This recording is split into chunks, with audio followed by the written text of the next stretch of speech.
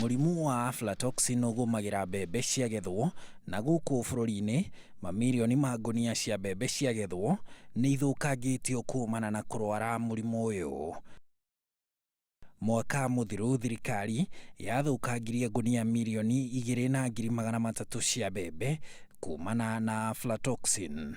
If you can imagine that only one bag of maize was costing 2 million at the harvest time, 2,000 at the harvesting time, it would mean that farmers lost 4.6 million. That is direct income to those farmers. Murimu uyu ugumagira mbembe kuumana na kwaga kuigwo wega kaunti cia Machakos, Kwale, Kilifi, Tharaka-Nithi na Nandi ikihutio na njira nene. Farmers will continue to become poor because in some areas like Machakos County and other counties that are hotspots, sometimes we force them to destroy the whole crop. Meaning those farmers, and nobody is cushioning them, they always go make losses year in, year out. Ni gitumi giki kierekeirie thirikari kuhetukira Minista Kiunjuri kuruguria mutambo wa guthondeka ndawa ya kuhurana na murimu uyu kaunti-ini ya Machakos.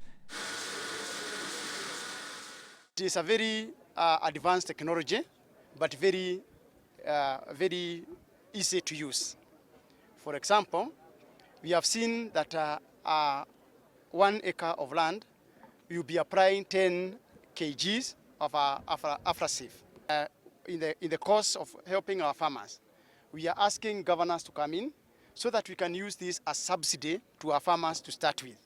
And the government is ready to have a collaboration, partnership with those counties that are willing.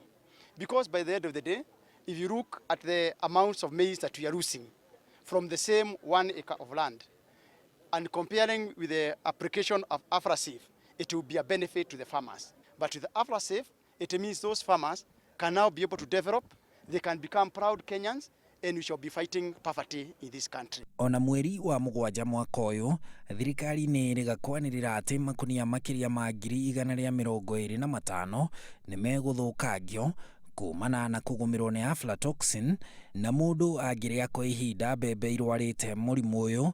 Uthuthuria wonanitie ati ari hatikaini ya kugia na mirimu itiganite hamwe nayo kansa cia higo na ini.